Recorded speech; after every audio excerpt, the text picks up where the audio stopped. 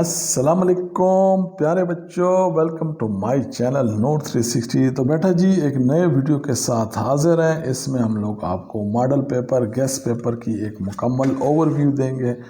Model paper है, आपको ये भी समझ आ जाएगा कि पेपर किस तरह करना है। इसके अलावा यहाँ पे जितनी भी ग्रामर इन्वॉल्व होगी, अलग क्लास तो उसकी लेंगे ही लेंगे, लेकिन यहाँ आपको थोड़ा सा एक ओवरव्यू मिल जाएगा कि मैंने किस तरह इसको सॉल्व करना है। तो इंशाल्लाह 8-10 जो है ना वो हम लोग मॉडल पेपर पढ़ेंगे, जिससे आपका इंशाल्लाह काफ़ी हद तक जो है ना वो क्लियर हो जाएगा। और फर्स्ट ईयर सेकेंड ईयर की मुकम्मल ग्रामर जो है ना इसी चैनल पे मैं आपको करा दूंगा। एक वीडियो तो वैसे मैंने जो है ना फिगर ऑफ स्पीच की बनाई थी, तो अगर नहीं देखी आपने वो भी जाके जो है ना आप प्लेलिस्ट में से जाके देख लें। वैसे इसमें अगर आप वो नहीं भी देखते हैं तो मैं आपको थोड़ा बहुत साथ साथ एक्सप्लेन कर भी दिए करूँगा, लेकिन 8-10 आप अगर मॉडल पेपर देखेंगे तो आपका काफ़ी सारा क्लियर हो जाएगा और इंशाल्लाह आपको पेपर करने में, ग्रामर पोर्शन करने में कोई मसला नहीं आएगा। तो ये चीज़ें तो आपको पहले से पता है, आप मैट्रिक में दे चुके हैं। आपको पता है यहाँ पर इसके मार्क्स जो है ना सेक्शन ए होगा 20, इसके मार्क्स होंगे 25, आपके पास मिनट होंगे। आपके पास इधर कटिंग वगैरह नहीं होगी। अगर एक बार आप ये गलत कर दें तो आपका समझो वो सवाल गया। पेंसिल आप इस्तेमाल नहीं कर सकते हैं, आप बॉल पेन का इस्तेमाल करेंगे। तो वीडियो में बढ़ने से पहले अगर आपने अभी तक हमारा चैनल सब्सक्राइब नहीं किया, अपने यार दोस्तों को बताएं। इंशाल्लाह ग्रामर पोर्शन, इसके अलावा आपका सेकेंड ईयर में भी ये चैनल बड़ा काम आएगा इंशाल्लाह, क्योंकि सेकेंड ईयर में मैं शुरू से इंशाल्लाह आपके कोर्स को साथ लेके चलूँगा। तो आप अगर फर्स्ट क्वेश्चन पे चलते हैं, fill the relevant bubble for the each part. अच्छा जी, सिविज।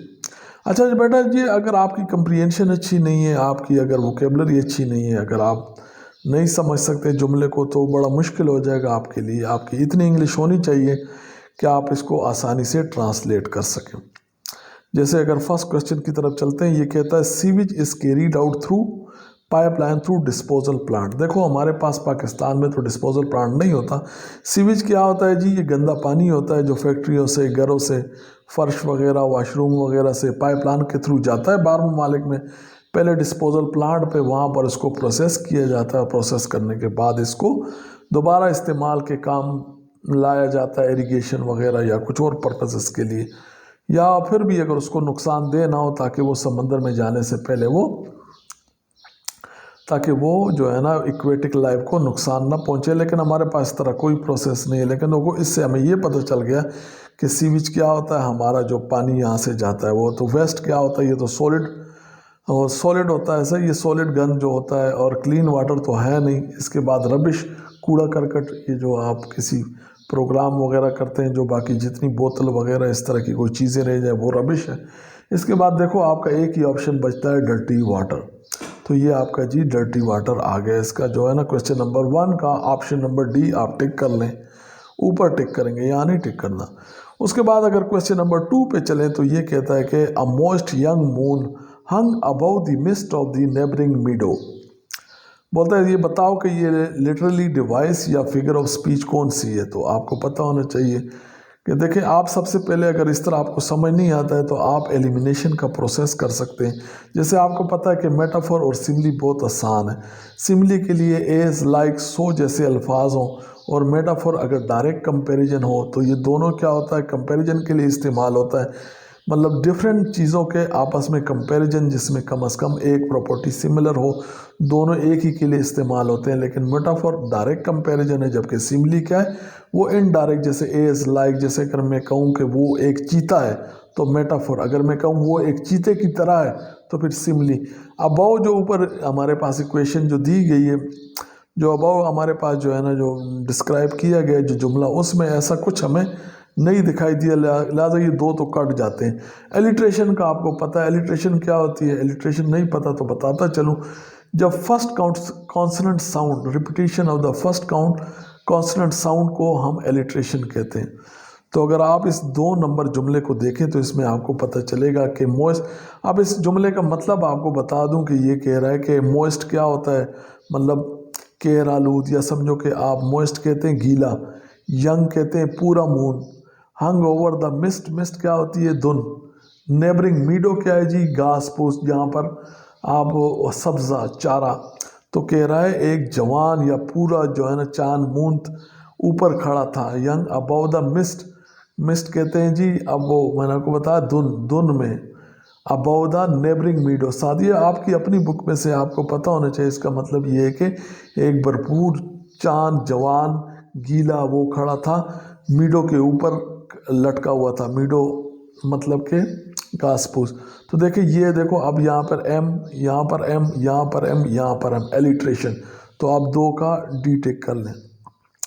विच of the following sentence exemplify alliteration, वही एलिट्रेशन दोबारा पूछ ली कि इसमें एलिट्रेशन कौन से, पहले हम डिस्क्राइब कर चुके हैं। तो ये देखें, with beaded bubbles winking at the brim, brim कहते हैं किनारा को, बबल तो बबल हैं सोप वगैरह के, और बीडेड मतलब लेयर में, एक कतार में। तो कह रहा है कि कतार में बबल थे किसी किनारे पे और आंख मार रहे थे, मतलब पलक झपक रहे थे। मतलब जाहिर है वो बबल्स थे तो कोई बन रहा था, कोई जो है ना वो ब्रस्ट हो रहा था, तो ये इसको कह रहा है। तो ये हमारा इलिट्रेशन हमें फर्स्ट में ही मिल गई। अच्छा जी, क्वेश्चन नंबर 4 की तरफ चलते हैं। तो dash is the feeling you get from a story, it's can exciting, sad और फनी। कौन सी इस तरह की जो है ना उसको आप क्या कहते हैं स्टोरी के उस चीज़ को जिससे आपको फीलिंग मिले, चाहे वो एक्साइटेड, सैड और फनी, वो मूड होता है। वैसे भी आपको पता है मूड ऑफ सेंटेंस भी होता है जिसमें आपको पता चलता है कि ये एक्सक्लेमेटरी है, ये ऑप्टेटिव है, ये इम्पेरेटिव है। तो ये आप इससे भी अंदाज़ा लगा सकते थे। वैसे ये जो है ना ये जो डिवाइसेस इसमें इस्तेमाल होती है स्टोरी वगैरह में, वो मैं आपको अलग सा भी पढ़ाऊँगा। तो यहाँ पर हमारा जवाब है जी मूड। अच्छा जी, क्वेश्चन नंबर 5 पे चलते हैं। Identify the sentence implying the transitional device of addition, बोलते हैं वो जुमला बताओ जिसमें हमने एम्प्लॉय किया हो, इस्तेमाल किया हो ट्रांजिशनल डिवाइस ऑफ एडिशन। आपको पता है transitional device of addition, transitional devices क्या होती हैं। ट्रांजिशन डिवाइस आपको पता है कि पैराग्राफ्स को जोड़ती हैं या सेंटेंस को जोड़ती हैं। इसके अलावा जोड़ने का जो काम है वो कंजंक्शन का भी होता है। अब कंजंक्शन किस किस्म के होते हैं आपको पता है, फेन बॉयज़ वाले कोऑर्डिनेटेड कंजंक्शन, इसके बाद डिपेंडिंग कंजंक्शन, और इसके बाद को रिलेटिव। तो को रिलेटिव भी सेंटेंस को जोड़ते हैं, और जो बाकी वाले हैं जो कंजंक्शन है डिपेंडेंट कंजंक्शन, वो क्लास, वर्ड्स, सही है, फ्रेजेस, किसी चीज़ को भी जोड़ने के काम आते हैं। तो यहाँ तो सबसे पहले हमें जो है ना 2 सेंटेंस ढूंढने पड़ेंगे।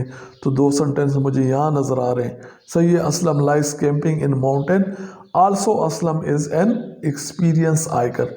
कह रहा है कि असलम क्या करता है जी, उसको कैंपिंग पसंद है माउंटेन में। मज़ीद ये कि इजाफा कर दिया कि असलम इज़ एन एक्सपीरियंस आइकर। तो ये हमारा जवाब है। तो क्वेश्चन नंबर 5 के लिए बी टिक होगा। ऊपर आप बबल फिल कर दोगे।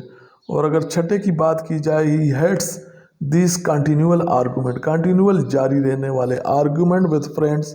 अच्छा, एंथोनिम ऑफ द अंडर, इसका एंथोनिम बताया, मैंने आपको पहले बताया वोकेबलरी आपकी अच्छी होनी चाहिए।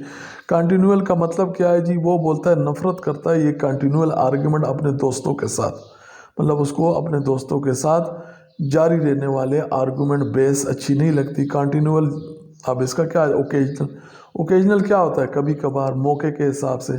रेगुलर भी सिनोनिम है। इर्रेशनल तो आपको पता है कि बगैर किसी वजह के, सही है, जिसकी कोई वजह ना हो, जिसका जवाज़ ना हो, बिला जवाज़। अब रिपीटेड भी इसका सिनोनिम है, लेकिन उसने चूंकि एंथोनिम पूछा है तो आप सी को टिक कर दें। Question number 7, which one of the following sentence is the adjective class. Adjective class, देखो जब भी बात चलेगी एडजेक्टिव क्लास तो आपको पता होना चाहिए कि ये कोई डिपेंडेंट क्लास होगा।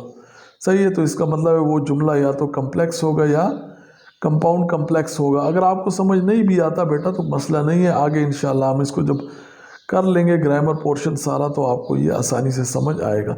अब मैंने ऐसा जुमला तलाश करना है जो या तो कम्प्लेक्स हो या कंपाउंड कम्प्लेक्स हो, लेकिन इसके लिए मुझे पता है कि डिपेंडेंट मुझे कंजंक्शन भी चाहिए। तो डिपेंडेंट कंजंक्शन के लिए मुझे अब कहीं तो जाना पड़ेगा एडजेक्टिव क्लास के लिए। तो डिपेंडेंट कंजंक्शन मेरा कहाँ पर है, अच्छा जी, डिपेंडेंट कंजंक्शन, चलो जुमले पढ़ लेते हैं। बोलते हैं Mary spoke quite loudly not to disturb anyone. अब यहाँ तो नहीं रहा। I somewhat like my job but I want to look, इसमें भी नहीं है। माई ब्रदर, देखो ये आ गया। अब ये देखो रिलेटिव प्रोनाउन साथ लगा हुआ है, और आपको पता है रिलेटिव प्रोनाउन डिपेंडेंट कंजंक्शन का काम करता है। तो ये इसका सी है। My brother who claim to have a limp sprinted after the bus, बोलते हैं मेरा भाई जो कि दावा करता है कि उसका एक अंग जो है वो लंगड़ा है लेकिन उसने स्प्रिंट लगाई, दौड़ लगाई बस के पीछे। तो ये एडजेक्टिव आपको पता है क्या करता है, एडजेक्टिव क्या करता है, ये नाउन या प्रोनाउन को मजीद उसकी मीनिंग में इजाफा करता है। तो माई ब्रदर क्या, ये सब्जेक्ट है, आपको पता है नाउन और प्रोनाउन या सब्जेक्ट हो सकते हैं या ऑब्जेक्ट हो सकते हैं। तो यहाँ आ गया सब्जेक्ट, और सब्जेक्ट को मजीद क्लेरिफाई किया इसने। और आपको पता है क्लास में इसका सब्जेक्ट भी होता है, ये हु सब्जेक्ट है, और वर्ब भी होता है, क्लेम्ड इसका वर्ब है। तो ये मेरा सी इसका जवाब है बेटा जी। आगे चले जी, I divide a sentence that has a future continuous. Future continuous क्या होगा, विल बी होगा और आईएनजी फॉर्म। तो ढूंढो जी, विल बी और आईएनजी फॉर्म, देखो ये रहा विल बी और आईएनजी फॉर्म। तो इसका जवाब बी टिक कर दो। He gets up early in the morning, ये प्रेजेंट इंडेफिनिट या प्रेजेंट सिंपल है, प्रेजेंट कंटिन्यूस है, इसी का उसने पूछा था। विल हैव प्लेड, देखो थर्ड फॉर्म विल हैव, तो ये क्या है जी, फ्यूचर परफेक्ट है, फ्यूचर परफेक्ट, इसको भी छोड़ दो। चिल्ड्रन हैड बीन प्लेइंग, वो खेलते रहे थे, ये क्या है जी, पास्ट है, पास्ट का पास्ट परफेक्ट कंटिन्यूस है। सही क्या है जी, पास्ट परफेक्ट कंटिन्यूस है। अच्छा जी, which one of the following sentence contain the example of past participle. देखो आपको पहले पता होना चाहिए पार्टिसिपल दो किस्म के होते हैं, एक प्रेजेंट पार्टिसिपल और एक पास्ट पार्टिसिपल। पास्ट पार्टिसिपल अमूमन वर्ब की थर्ड फॉर्म ही होती है। तो देखो मुझे थर्ड फॉर्म एक ही तो नज़र आ रही है, तो ये विल फिनिश जो है ना, ये उसकी थर्ड फॉर्म है, सही है। और ये बेबी सिटिंग भी पास्ट पार्टिसिपल के तौर पे इस्तेमाल हुआ है, लेकिन ये क्या है जी, ये उसकी प्रेजेंट पार्टिसिपल है, मुझे तो पास्ट चाहिए। और पार्टिसिपल के बारे में आपको बताऊं, ये एडजेक्टिव का काम करता है। एडजेक्टिव दो किस्म के होते हैं, ये नाउन से पहले, नाउन प्रोनाउन से पहले भी आ सकते हैं, और अगर फॉर्म बी हो जैसे इज़, आर, एम, वाज, वर, तो फिर ये बाद में आता है। जैसे ये क्या है जी, ही वाज फिनिश्ड, वो काम ख़त्म, ये ही के बारे में बता रहा है कि वो फारिग हो चुका था विद द प्रोजेक्ट से, वो फारिग था, तो ही के बारे में ये बता रहा है कि वो फिनिश था। तो 20 का जवाब है। विच of the following sentence carries in interrogative pronoun. Interrogative pronoun क्या होते हैं, जो सवाल पूछे। देखो what is an amphibian, amphibian क्या है, इसके अलावा तो कोई सवाल पूछने वाला है ही नहीं, तो सीधा सीधा ए आपका जवाब है, व्हाट इज एन एम्फीबियन। वैसे एम्फीबियन क्या होते हैं, जो वाटर और ज़मीन, लैंड दोनों पे रहते हैं। You are about to enter a classroom, आप तकरीबन क्लास रूम में इंटर होने वाले हैं, और टाइम इसने बता दिया 8:57 and there is a lot of chatter coming from inside the room. बोलते हैं इन्फर करके आप बताओ इसको समझ के कि कौन सा ऑप्शन सही है। तो क्या है जी, आप देखो एक तो इसका मतलब है, देखो इसका मतलब है आप क्लास में जा रहे हैं और 8:57 है, तो इसका मतलब है क्लास शुरू होने वाली है, और शोर भी आ रहा है, तो इसका मतलब है क्लास शुरू नहीं हुई। Class that is not yet started, class start नहीं हुई, यही सही है। क्लास इज ऑलरेडी स्टार्टेड, नहीं जी, 8:57 पे कौन सी क्लास स्टार्ट हो रही है, और अगर 9 बजे ख़त्म होनी थी तो फिर आप किस लिए जा रहे हैं। The class date has been over, ख़त्म हो चुकी है। यू आर लेट, नहीं जी, लेट कितना होता है, 10 मिनट होता है, 5 मिनट होता है, ये 57 मिनट लेट वाली कहानी नहीं है। तो इसका यही जवाब है, class date has not started yet, अभी तक क्लास स्टार्ट नहीं हुई। In which one of the following sentence all the apostrophes are correct. Apostrophe का जब भी आएगा तो इसमें सिंगुलर और प्लूरल का ही होता है। अगर प्लूरल होता है तो एस के बाद अपोस्ट्रॉफी लगती है, और अगर सिंगुलर हो तो एस से पहले लगती है। तो ये ऑप्शन 1 है। वैसे आपने इस तरह नहीं टिक कर देना, आपने बाकियों को एलिमिनेट भी करना है। जैसे द वर्ड्स, अब आप देखो इसमें गर्ल्स ज़्यादा है, 2 गर्ल्स की बात हो रही थी और इसको जो है ना अपोस्ट्रॉफी साइड लगा दिए। अब देखो यहाँ वर्ड्स के साथ जो है इसने एस नहीं लगाया, और देखो यहाँ अगर देखो ना, तो यहाँ देखो वर्ड्स को भी इसने प्लूरल बना दिया। तो हमारा जो है ना जवाब हमारा ए है। क्वेश्चन नंबर 13 पे चलते हैं। विच one of the following sentence contain an adjective phrase. अब देखो एक तो फ्रेज है, फ्रेज जब होगा ना सब्जेक्ट होगा ना वर्ब होगा, और एडजेक्टिव है तो इसका मतलब है या सब्जेक्ट या ऑब्जेक्ट को ये क्लेरिफाई कर रहा होगा। तो पढ़ लेते हैं जी, कहाँ पर है जी, तो ये बता रहा है जी, the girls are running very fast. देखो ये गर्ल्स सब्जेक्ट हो गया, आर रनिंग इसका जो है ना वर्ब है, वेरी फास्ट इसका एडजेक्टिव फ्रेज है।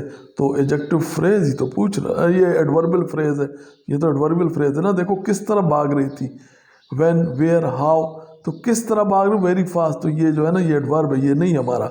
She gave her baby a lot a toy, उसने बेबी को एक टॉय दिया। बिफोर, ये तो जब तक किसी और क्लास के साथ नहीं जुड़ेगा इसका तो मतलब ही नहीं आ सकता, ये वैसे डिपेंडेंट फ्रेज है और हमारा एडजेक्टिव फ्रेज है द। अच्छा ये बस हो गया काम जी। The handbag is very classy and expensive. देखो ये जो हमारा फ्रेज है ना, क्लासी एंड एक्सपेंसिव, जब दो अल्फाज से ज़्यादा की कोई बता रहा हो ना कोई चीज़ के बारे में और मुकम्मल सेंस ना दे रहा हो खुद, अब अगर अलहदा से इसको पढ़ा क्लासी एंड एक्सपेंसिव तो बंदा पूछेगा भाई क्या क्लासी और एक्सपेंसिव, तो कोई चीज़ डिफाइन नहीं हो रही, ये फ्रेज है।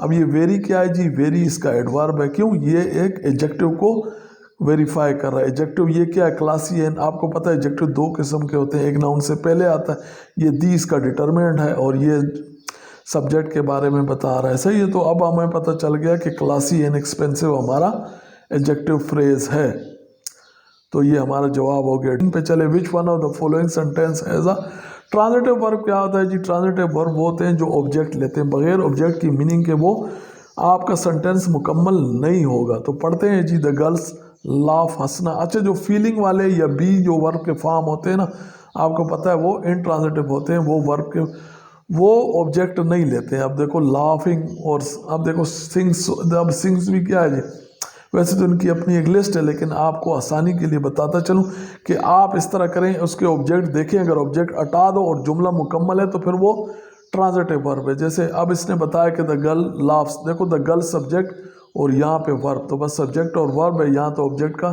सवाल ही नहीं है।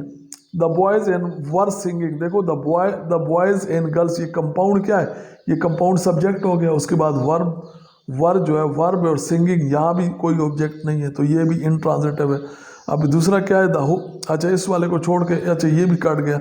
अच्छा ये जो जुमला है देखिए, ये पैसिव में बना हुआ है, the book has been found. आपने सबसे पहले जो है ना पैसिव को आपने जो है ना, मैं तो आपको मशवरा दूंगा कि पैसिव को आप एक्टिव में करें। देखिए इससे हमें ये पता चल रहा है कि ये प्रेजेंट परफेक्ट का पैसेज बनाया हुआ है, लेकिन यहाँ से देखो ही या शी मिटा दिया गया। देखो द बुक हैज़ बीन, देखो हैज़ से मुझे पता चल गया कि इसका सब्जेक्ट जो है वो सिंगुलर है, the book has been found by he या शी, सही है।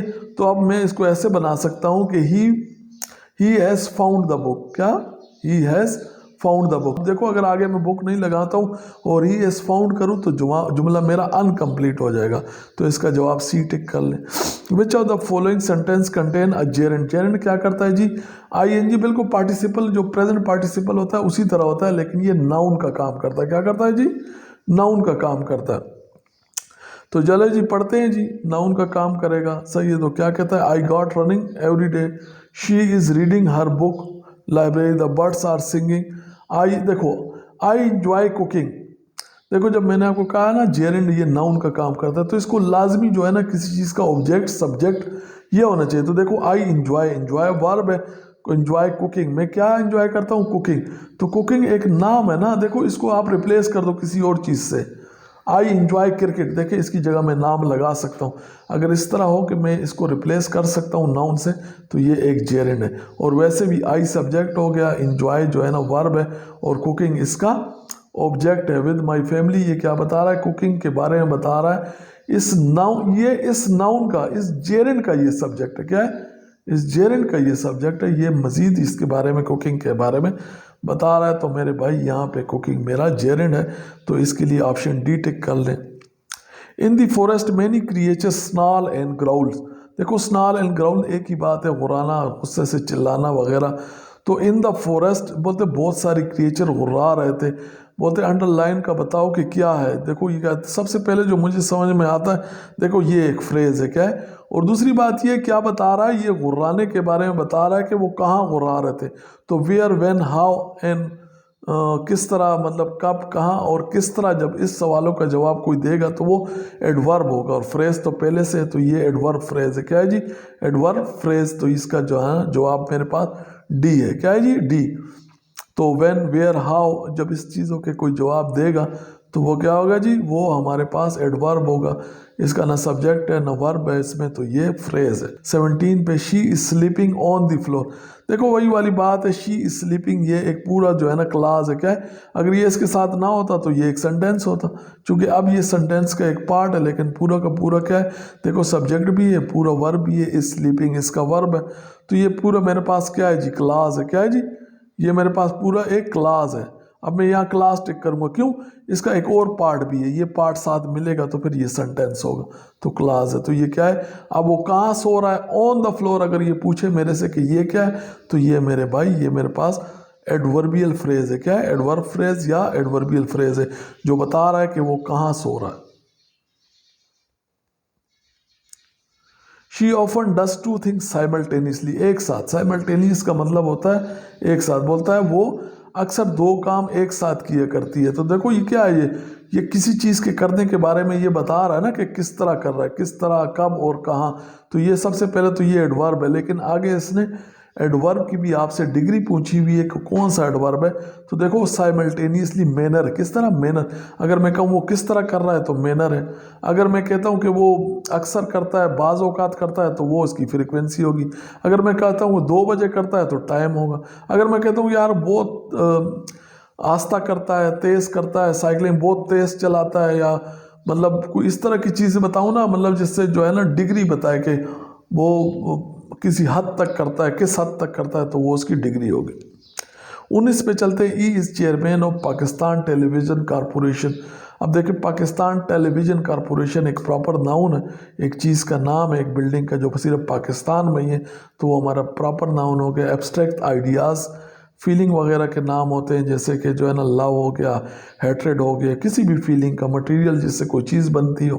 कलेक्टिव जैसे हर्ड है, फ्लॉक है, इस तरह जो है ना वो इन चीज़ों को हम क्या कहते हैं? कलेक्टिव नाउन कहते हैं। और अगर क्वेश्चन नंबर 20 को देखा जाए, the great expanse of sea stretch down beneath and it was such a long way down, miles down. देखो ये पूछ रहा है कि ये जुमला कौन सा है। देखो सबसे पहले जब इसने जुमले का पूछा तो आपको पता होना चाहिए कि दो इंडिपेंडेंट क्लास को जोड़ने वाला जो है ना कोऑर्डिनेटेड कंजंक्शन इधर लगा हुआ एंड, जैसे कि फैन बॉयज़ होते हैं ना, ये तो आपको पता होगा। नहीं भी पता होगा तो पता चल जाएगा अगली वीडियोस में। तो देखो ये मुझे पता चल गया कि कोऑर्डिनेटेड कंजंक्शन है। तो जब कोऑर्डिनेटेड कंजंक्शन से दो सेंटेंस, दो क्लासेस को जोड़ा हुआ है, तो इसका मतलब है देखो इसके साथ कोई और मुझे जो है ना कोई डिपेंडेंट कंजंक्शन नज़र नहीं आ रही। तो ये सबसे पहले तो मुझे ये पता चल गया ये कंपाउंड सेंटेंस है। कंपाउंड, देखो ज़रूरी नहीं कि कंजंक्शन, अगर इसके साथ एक और मेरे पास यहाँ पर कोई जो है ना कोई इसका कंजंक्शन होता, जैसे एंड के अलावा एक और कंजंक्शन भी होता, तो फिर ये कंपाउंड कम्प्लेक्स बन जाता। क्योंकि अभी सीधे सीधे दो जो है ना इंडिपेंडेंट क्लास है, तो ये क्या है मेरे पास? कंपाउंड सेंटेंस है। ये तो था बेटा यहाँ तक आपको, मैंने आपको बताया इसके ग्रामर का जो सेक्शन ए था। तो इसका सेक्शन सी में भी कुछ ग्रामर के और कुछ जो है ना फ्रेजल वर्ब के आपके पास आते हैं। मेरे ख्याल से 6 करने होते हैं, उसको भी मज़ीद डिस्कस करेंगे। लेकिन वीडियो ज़्यादा लंबी हो जाती है, फिर आप नहीं देखते हैं तो मज़ा नहीं आता बेटा। आपके लिए वीडियो बनाते हैं तो कोशिश किया करें, देखे करें, और उसको जो है ना अपने फ्रेंड में भी आगे जो है ना वो डिस्ट्रीब्यूट करें, उनके साथ शेयर करें, ताकि हमारा, चूँकि आपको जानते हैं चैनल नया है तो इसकी भी कोई ना कोई ग्रोथ होनी चाहिए। तो नेक्स्ट वीडियो के लिए अल्लाह हाफिज़।